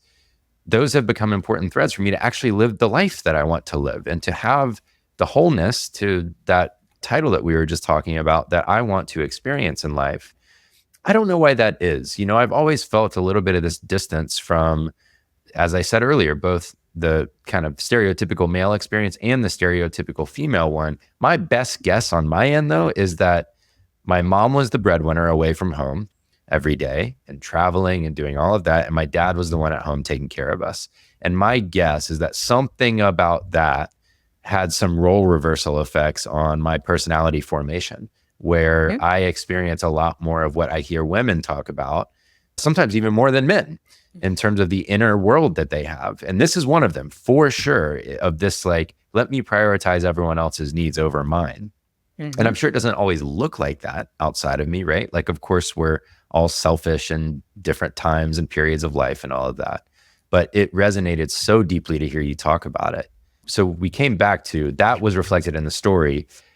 And I think if you had been honest, if I'm reading into it right, you would have said, having a kid is important to me, and either that means we can stay married or we can't, but I'm going to have a child. That was basically the point that you eventually got to, but that's not how the decision played out. Oh, no. Yes, exactly. So I was going to say, I think maybe, and maybe you feel this way too, I didn't want to rock the boat. I didn't want to disappoint. I had such a aversion or fear or whatever of disappointing my husband. And I think partially it's specific to me because I grew up in a home with a mother that had a lot of mental health issues, and normal disappointments or normal rocking of the boat became such an overblown thing that it was like, to me, conflict meant our marriage would be over. Conflict meant there was no repair. It was only rupture. So wasn't able to pinpoint that at the time, but looking back, that is the case, that I didn't want to rock the boat or disappoint. So, and there was a long history of trauma that brought me there. But your point now about, yes, I realized that I wanted to have a child, and what 2024 Ruthie might have done is said, husband, I want to have a child. What can we do here? You don't, I do. What do we do? Instead, I tried to like push down the feelings of wanting to have a child. I tried to ask him, make him sort of dig in deep into himself to figure out what he wanted to do. And eventually he said, we have to get divorced. This is clearly not working. And I was like, get divorced? What? Like, I was like shocked that we would get divorced. Whereas like, I probably knew we needed to get divorced. Like, who knows, at least 2 years before we did. But at the time I was like so fearful and just wanting to, like, there was a word I used in the book, but like basically like just paddle in place. Yeah, almost kind of like tread water and figure out if something might shift or change in the world that would allow it to all come together. But, anytime someone's treading water, there's those little feet. It's like the duck thing, the feet are moving fast underneath, and the feet moving fast for you. You were actually hard at work making sure that you could have a kid eventually. You went and you froze your eggs. and you went through this whole process kind of like behind the scenes a little bit, not fully transparently with your husband, but this was your way of trying to make sure that you would eventually have the possibility, at least, given that this clearly wasn't resolving itself quite easily. And part of what I loved about the book is it's also an education and some of the just statistics and realities of fertility, of freezing eggs, of IVF. And I don't know, I wonder if there's just anything you want to share about that here that was revealing to you as you went through all of those processes and realized that they're not quite what they're marketed to be. Yeah, I think that I was always under the impression that if you are lucky enough to have the money to pay for IVF, then you get to have a baby. Like, I don't think I put all of it together. My hope is that there's a lot more information out there now, that there's, Instagram and social media, and a lot of people are talking about this, and there's communities talking about fertility treatments. But yeah, I struggled because I didn't understand that even in the best of circumstances with let's start with the egg freezing. There was the fine print on my contract, which I didn't read because I was so in the throes of like my own world, that said that there's a 2 to 4% success rate per thawed egg when you freeze eggs. So when I froze my eggs, I have 14 frozen eggs. And of those 14, only 8 of them thawed. I was like, my mind was blown when the nurse called and said, well, you have 8 now. I was like, wait, just the thawing process? And then there's a 2 to 4% chance that each one will work. So it's far from a guarantee. And then there's like, attrition at each step. So I wish I had understood that better in terms of the egg freezing, especially because nowadays so many big tech companies are paying for egg freezing. So many states are paying for egg freezing. There's I don't even want to name any companies, but there's the startups that are egg freezing startups that are, have their advertising on Twitter and social media saying, Twitter doesn't even exist anymore, X and Instagram, talking about like, oh, just come back and use your eggs later, right? Without the reality of actually it's not an insurance policy. Then on the IVF side of things, right? If you decide that you need with your doctor that you need or want to have IVF, the statistics for someone who's over 35 are pretty low. I mean, by the time I tried, I was 41 and it was less than a 10% chance. But even at 37, 38, I don't know off the top of my head, but let's call it a 20-something% chance, which if somebody said to you, give me $25,000 and you have a 20% chance that you're going to, make any money with it. Get what you want by spending that money. Yeah, exactly. You're going to say, hell no. But when it comes to a baby, because you don't have other options. So I was thrown, I guess one thing I want to say is I was thrown from this world of not being sure if I wanted a baby, or at least telling myself I wasn't sure, to getting divorced, having my frozen eggs, but then needing to, well, I guess we should talk about this, but like telling myself I needed to meet someone else because I wanted to have a partner to have a child with, which is its own, probably in my mind, like less than 10% chance of success. And then needing to do IVF because of my age, which also has a very low success rate.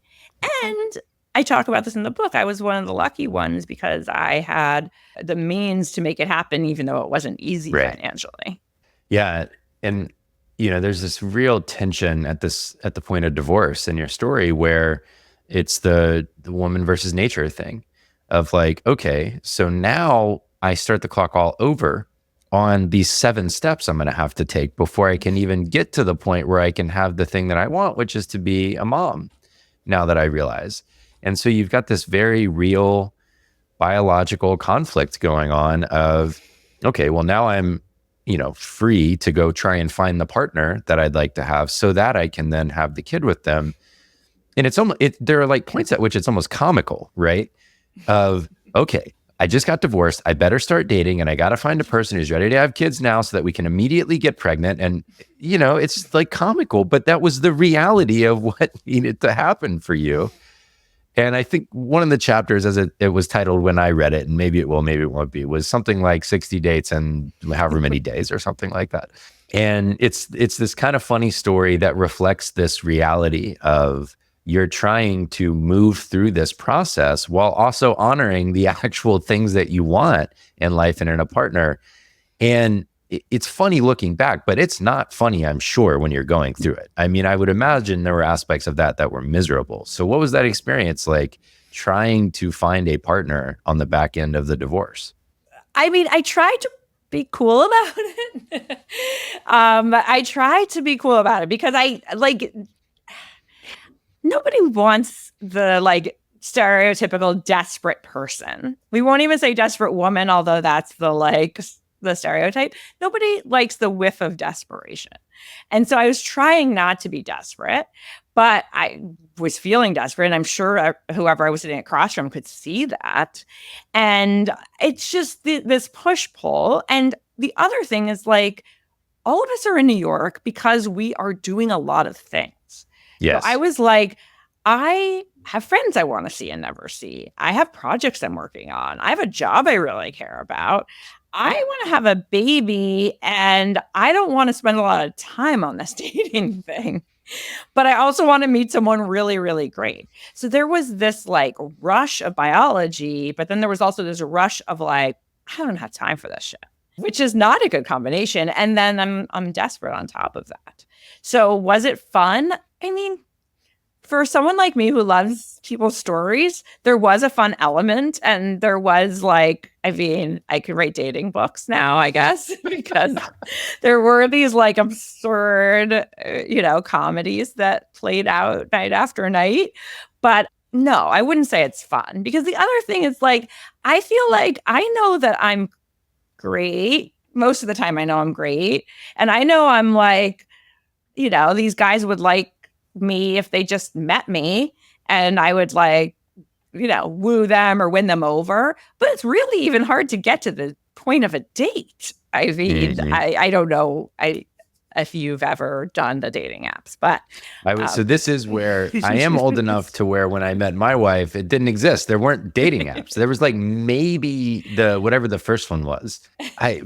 Maybe. But we met so early, we met in college, and we've been together forever now and all of that. So no, I've never been on a date. I don't even know what a dating app looks like. Oh my God. And they ask you. I get anxiety thinking about it.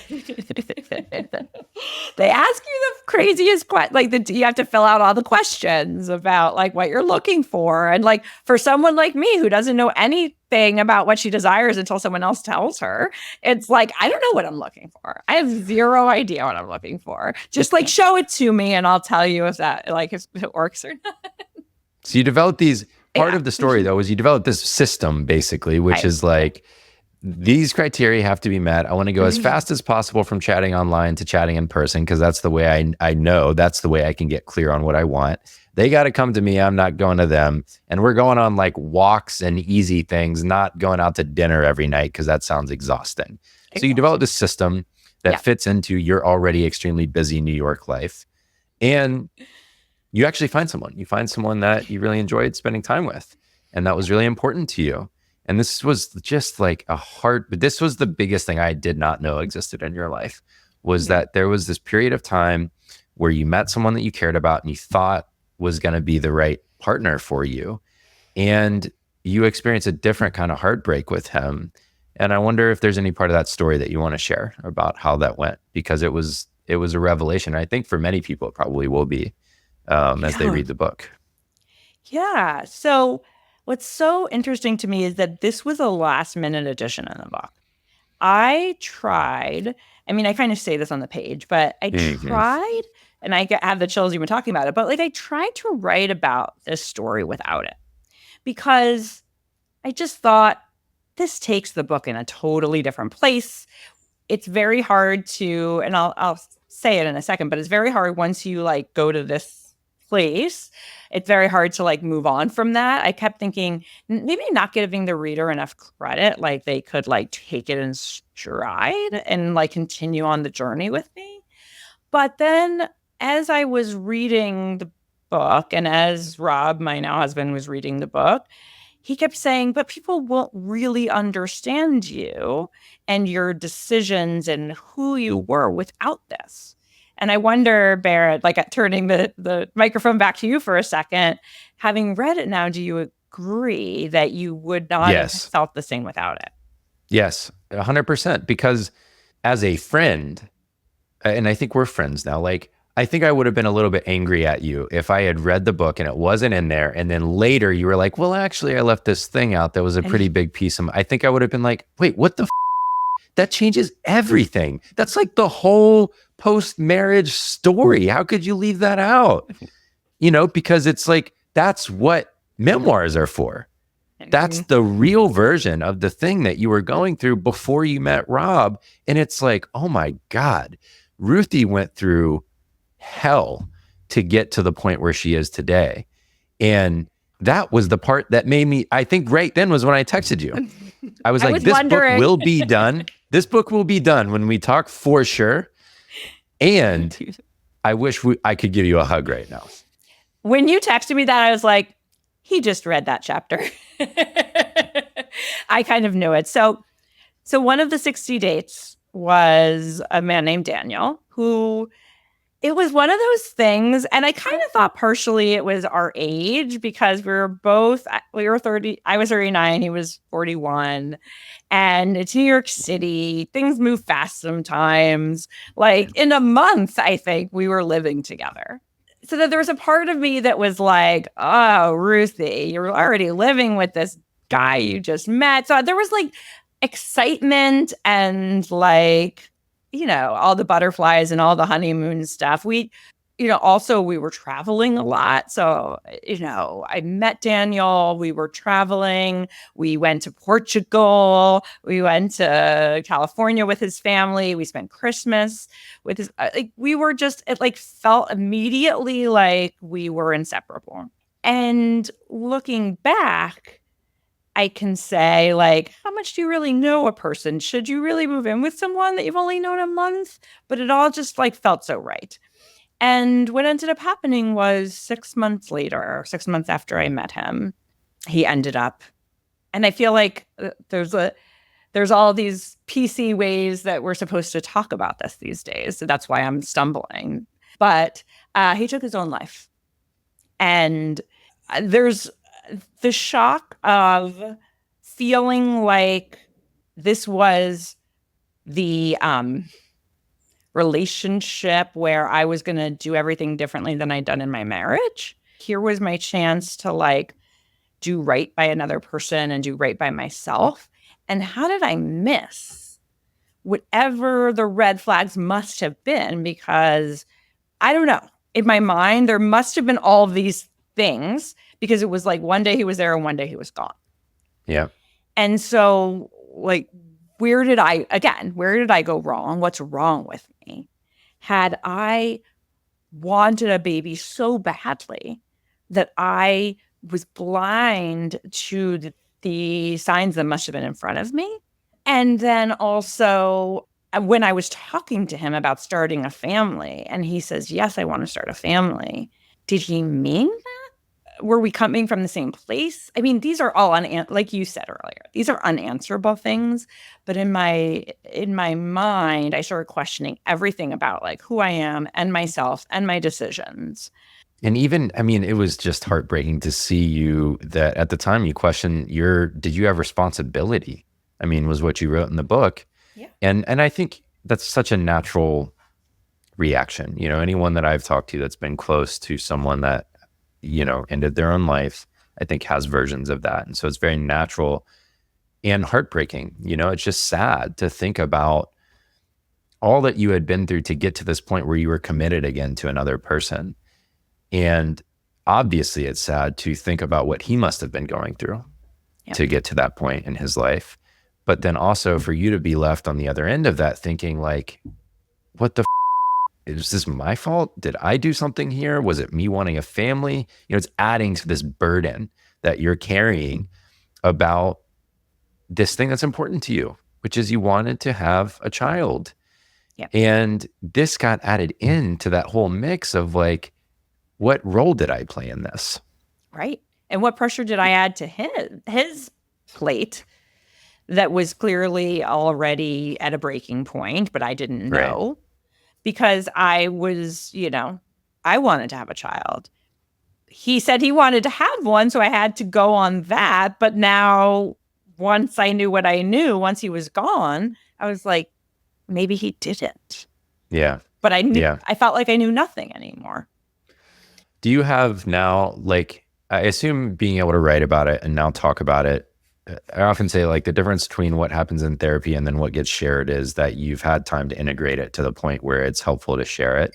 Do you have the compassion for yourself now to look back and be like, oh my gosh, Ruthie, Jesus, like you were going through so much. And I get why you were asking those questions, but it's not ultimately on you. For the most part. I do. I mean, I think we're going on 8 or 9 years already. I'd have to do the math on that. But so it's been a while. But do I have the compassion? I think I do. I understand. I mean, when I think about the compassion for myself, when I think about like former Ruthie and looking back, I think about 31-year-old Ruthie that met. And by the way, I'm 47 now. So 31-year-old Ruthie was a while ago, the one that met Evan, as he's named in the book. And by the way, Daniel's not the real name of course. I changed all the names in the book. But 31-year-old. Except for Rob, because 31-year-old me that married a person who I knew didn't want kids. Like, why did I make that decision? Because I wanted to be loved so badly. I wanted to know someone could love me. I wanted to feel lovable. And then, 39-year-old Ruthie that meets someone else and moves in with him in a month and again commits to spend the rest of her life with this person that she clearly doesn't know. I get it. I totally get it. And I'm also like, how come everyone else seems to have figured it out? And much sooner too, like in their 20s. Yeah. Maybe things are easier to figure out in our 20s. There's less I don't know.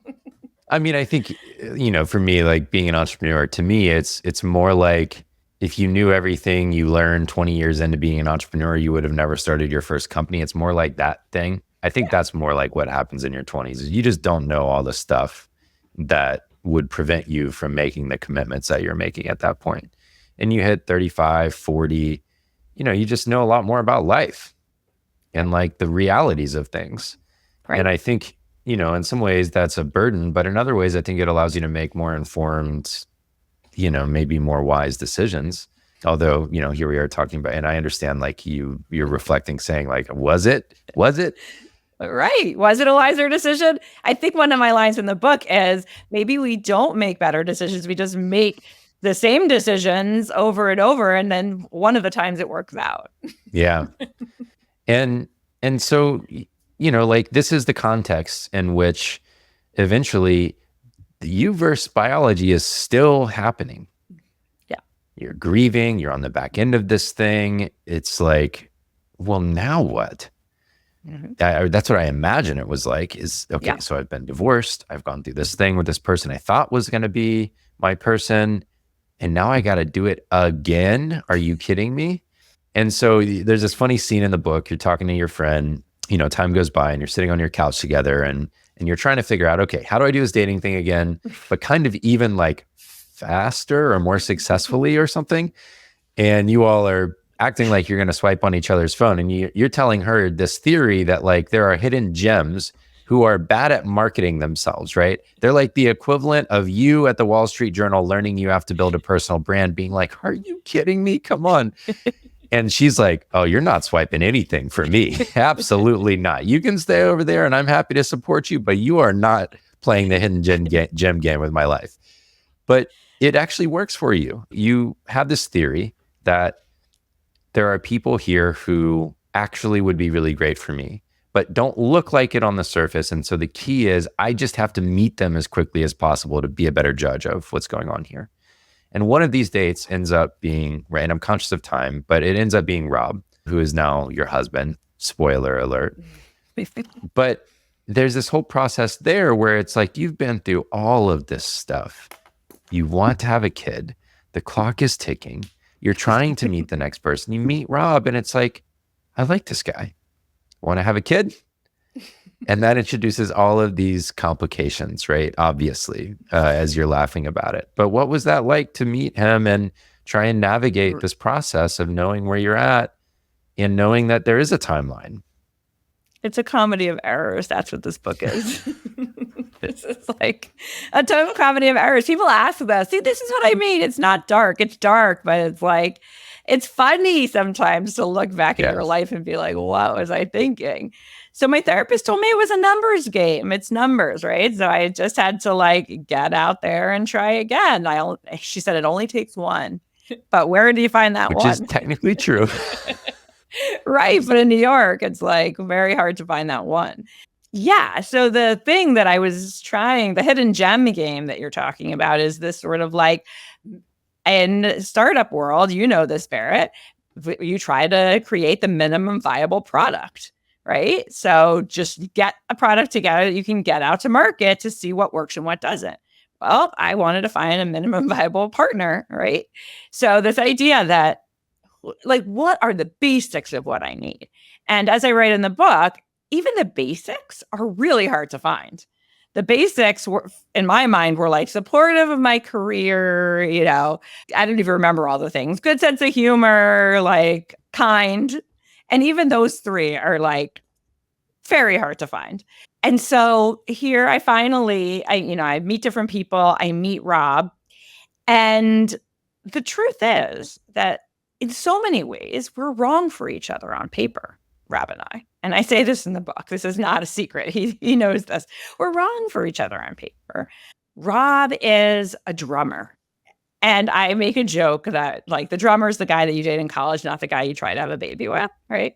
He's just out of his own marriage. I'm out of a marriage and, whatever we want to call the dating Daniel fiasco. And so here we are. We have these ghosts of our past that we're bringing to the table. And we're trying to like see whether we like each other. But also, as you keep pointing out, and as I keep pointing out on the page, I want to have a baby. So like, okay, like how great does he have to be good enough to have a baby with? Like, he needs to be a minimum viable partner, but also a minimum viable dad. Right. But then, as a reality is, he has his own ideas of what he wants, and they don't match up with mine always. Does he want to have a baby? Sure. Someday. But when? We'll figure it out. But in my world, we don't figure things out. We make things happen. So these are the sort of, impasses. Which is a change, by the way, to go back to the point about like what makes good story. You used to be the person where things will figure themselves out, right? That was the whole first arc.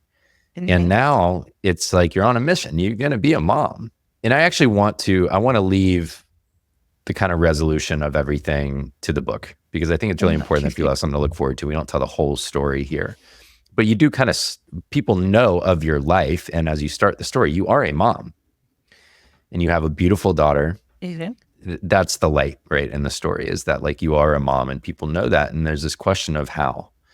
And that's what I'll leave to the book, is the story of how you go from meeting Rob and him, as I view it, kind of becoming this container for the healing you had been doing around like, it's okay for me to have needs. It's okay for me to be an equal partner, to ask for what I want, and him having space for that. For him being able to be the kind of person that can compromise with you and meet you in the middle and be in relationship in a different way than you had experienced before. And that becomes the vessel for becoming a mom, is this relationship and the journey that you all go on together. So I'll leave that part to the book, but I do want to ask, what's it like now to reflect back on this whole journey and to be able to talk about it out loud, probably for the first time since you finished the draft at least, and like you've got this beautiful daughter at home now, and here you are on the journey. Yeah. It's so funny because we were talking earlier about rocking the boat and not wanting to disappoint. Well, it's very hard, and Barry, you know this, it's very hard to be a parent if you can't rock some boats, if you can't disappoint, if you can't be okay with conflict. So it's really funny how life gives us the things we need to grow, maybe. And I had to learn, and Rob has been and continues to be. I'm not going to pretend like, oh, well, now I'm great at this whole life thing. But Rob continues to help me see that we can compromise. It's not an impasse. A rupture doesn't mean that it's over. And repair exists in the world. Repair exists. And it's something we're trying to teach our daughter Clementine, right? So I think the things I had to learn to figure out whether I wanted to be a mother make me a better partner, for sure, and make me a better mom now that I actually, because before it was like fantasy of being a mom. Now it's the reality of being a mom. Mm-hmm. And so it's made me a better mom. One of the things I wanted to say is I have this tattoo. It says "Live the questions now," which is a Rilke quote, which is important for the book because it was one of the things when I was deciding whether or not to have a child when I was still in my first marriage. I told myself, you don't have to know the answers. You just have to live life, like live into the questions. That's sort of, in some ways, what I think the ending of this book is. Like there's no answer. Just because I was a mom didn't mean the question stopped. Mm-hmm. There's just different questions. So now I'm living these questions instead of those questions. And extremely vulnerable ones. I mean, to be a parent is to open yourself up to loss and sadness and heartbreak in a million different ways. And you talk about that in the book, that the seeking of definitive answers was a part of your education, and realizing that some of them you just can't answer. We don't know. We don't know where all of our journeys will go and what our kids will experience. And we can't really dictate it one way or the other. And that's a huge part of, I think, at least for me and my experience of being a dad, it's a huge part of the love is just being able to be there with them and know that we'll handle it, Mm-hmm. Even when it's hard, we'll handle it together. Totally. And they ask us all kinds of questions, right? Oh, gosh, that's so true. Yeah. So, Ruthie, I have two closing questions if you've got time for them. I ask my guests these every time. And the first one is, I think I've shared this one with you. It's from Deep Creek by Pam Houston. She has this wonderful story that the audience will get tired of me sharing, but it's important context for guests to be able to answer the question, where she's talking about this idea of telling this young girl that the future is going to be more beautiful, young woman, the future is going to be more beautiful than you can imagine, especially from this moment of pain that you're in right now. And so much of my work in interviewing people on the show and coaching people and their companies is helping people build a more beautiful version of the future and whatever that means to them. And so I wonder, through your work that you do, through the family you've built, what the most beautiful version of the future is that you're trying to bring to pass. There's so many strands to this. And I'm not good with the sound bites. We were talking earlier about, I don't know what manifesting actually is, but the thing that I've realized with my company, which is now called the Ignite Writers Collective, and I feel like what's happened is that life on the page and off the page are not separate things. They're the same. So the shift that I needed to learn in the book was to accept that I have needs and desires and be able to voice them out loud and be able to give myself permission to share my story. Well, this business that I've been building, the Ignite Writers Collective, is all about helping other people to harness and share their voices and their stories. And then my other job / love is with Clementine, my daughter, and helping her to hopefully not have to go through the sort of windy path I did, but she'll have her own windy path, I'm sure. And I've been told I can't prevent that, but I'll try anyway. But go through her own windy path, but hopefully maybe a quicker one.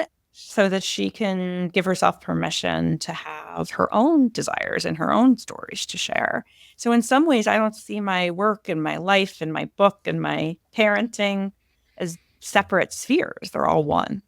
Yeah, I love that. Through my experience of your work and your teaching and all of that, I think I could say it pretty unequivocally that even if a given person listening never wants to publish a memoir, I think everyone could benefit from writing a version of one, even if it's just an essay version of who they are and how they came to be that person. And even if the audience is yourself or just your immediate family, your partner, your kids, your parents, there's just a lot of beauty in owning your story. I think that to me is exactly what, I mean, you just said it that way, but it's the power of your work is that you help people own their stories. You help them tell them in a way that resonates for them, and then put it in front of whoever it's important that they share it with. Some people, it's a big audience. Your book's going to be published for a wide audience, hopefully. Well, it will be published, hopefully, for a wide audience.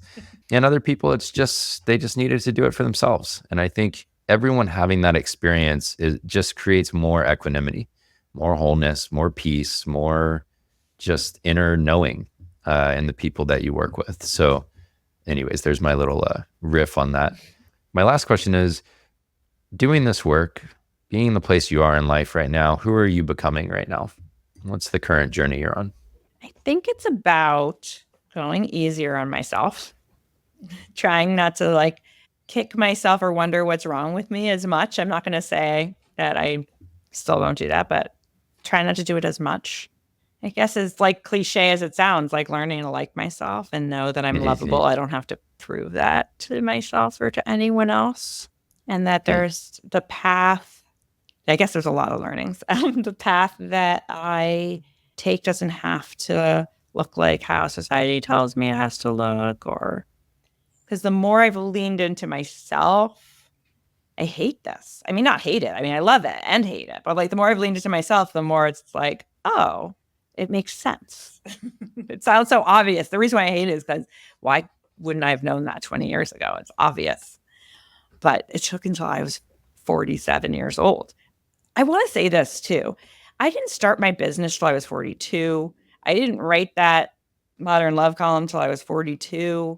I have friends in their 20s and their 30s, and they're like, oh, look at all the stuff you've done. It looks like you have it all, whatever the hell that means. And it's it was a long, windy road.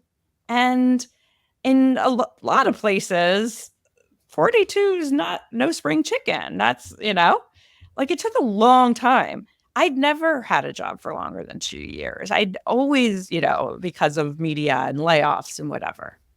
So figuring out what you want to do and who you want to be, it's the most important journey of all. And I guess that's it. We'll just end on that. Yeah, I love it. There's not an expiration date on that part of it, at least. So, yeah. Ruthie, love you. I love your work. Really, really grateful to have gotten to read the book ahead of publish. And I can unequivocally say that I think there's something for everyone because of just the humanity in it and how much it reflects how you became the person you are today that I've benefited greatly from. So thanks for being you. Thanks so much for having me, Barrett. This was so fun. Thanks for going easy on me. Now I know, now I have some idea of what's to come. It's awesome.